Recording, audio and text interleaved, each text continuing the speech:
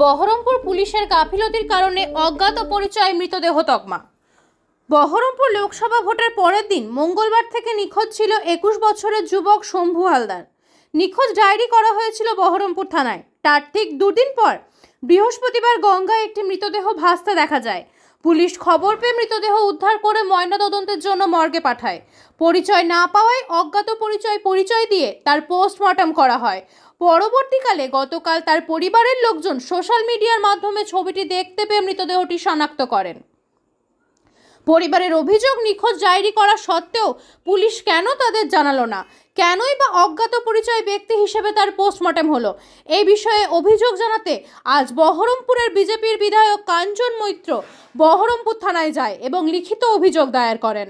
পাশাপাশি রাতের অন্ধকারে বাড়ি থেকে বেরিয়ে যাওয়া সিসি ফুটেজ দেখে দোষীদের ধরে আইনত সাজা দেওয়ার কথাও তিনি বলেন। পুলিশের নেগলিজেন্সি তো আছেই। গত 14 তারিখ রাত্রেবেলায় বাঁকুড়ি ঠাকুরপাড়া থেকে অজ্ঞাত পরিচয় ব্যক্তিরা তাকে মোটরসাইকেলে তুলে নিয়ে যায়। তারপরে বাড়ির লোকেরা 15 তারিখ থানাতে জিডি করে যে আমার ছেলেকে আমি খুঁজে পাচ্ছি না। 15 তারিখে জিডি করার পর সিসিটিভির ফুটেজে এলাকার লোক দেখতে পায় যে দুজন মোটরসাইকেল 3 জন থেকে 4 জন ব্যক্তি ছেলেটিকে উঠিয়ে নিয়ে যাচ্ছে। এত সত্ত্বেও 16 তারিখে যখন বহরমপুর কলাবেড়িয়া চৌধুরী পাড়া থেকে বডিটাকে ওঠানো হলো, পুলিশ তখন তাকে অজ্ঞাত পরিচয় তকমা দিয়ে বাড়ির লোককে না জানিয়ে পোস্টমর্টম করে তাদের নিয়ম অনুযায়ী বিভিন্ন চ্যানেলকে তারা খবর করে যে এক অজ্ঞাত পরিচয়ের ব্যক্তি কলাবেড়িয়া থেকে ভেসে উঠেছে, তাকে পুলিশ পোস্টমর্টম করিয়ে দিয়েছে। এই খবর শোনার পর বাড়ির লোক তদন্ত করতে গিয়ে দেখে যে হ্যাঁ, শঙ্কু হালদারের অজ্ঞাত পরিচয় যে ব্যক্তির নাম দেওয়া হচ্ছে সেই ব্যক্তি হচ্ছে শঙ্কু হালদার। তা আমাদের কথা সেটা নয়, আমাদের কথা হচ্ছে আমরা 15 তারিখে পুলিশকে জানিয়েছি, তাহলে এটা অজ্ঞাত পরিচয় হলো কি করে? 15 তারিখে জানানোর পর 16 তারিখে যখন বডিটা উঠলো, সেই বডির খবর বাড়ির লোক জিডি সত্ত্বেও, তার সমস্ত বায়োডাটা দেওয়া সত্ত্বেও, ফোন নাম্বার দেওয়া সত্ত্বেও বাড়ির লোককে জানানো কেন হলো না, না জানিয়ে কেন পোস্টমর্টম করা হলো?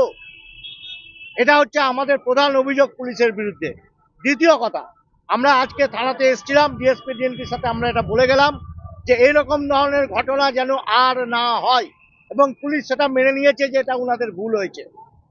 পুলিশের কাছে আমরা যে অভিযোগটা জানালাম যে আপনারা বাঁকুড়ি ঠাকুরপাড়া সিসিটিভি থেকে পুরো হাই রোড ধরে হাতিনগর এবং হাতিনগরের পরে কাদি বাস স্ট্যান্ড, এই সংলগ্ন এলাকায় যতগুলো সিসিটিভি আছে সেই সিসিটিভি আপনারা চেক করুন, চেক করে তদন্ত করে জানুন যে কোন ব্যক্তির সাথে সে গিয়েছিল, এবং শঙ্কু হালদারের ফোনকে কল রেকর্ড বার করে কার সাথে ওই মুহূর্তে কতবার কথা হয়েছিল, কি কি বিষয়ে কথা হয়েছিল, সেইটা যদি আপনারা তুলে আনতে পারেন তবেই পুরোপুরি তদন্ত করে জানা যাবে এই মৃত্যুর কারণ। পুলিশ আমাদের কথা দিয়েছে যে আমরা সেটা দেখছি। সব থেকে ব্যথার কারণ যেটা হলো যে পুলিশ জেনে শুনেও এটাকে অজ্ঞাত পরিচয় তকমা দিল। এইটা আমাদের কাছে খুব নিন্দনীয় এবং আঘাত। তো এইভাবে যদি বহরমপুর শহরে এই জিনিস চলতে থাকে আর পুলিশের যদি কিংকর্তব্যমূলক পরিচয় হয়, তাহলে তো আমাদের কিছু বলার থাকে না। আমরা এই অভিযোগটাই থানাতে আজকে জানাতে এসেছি।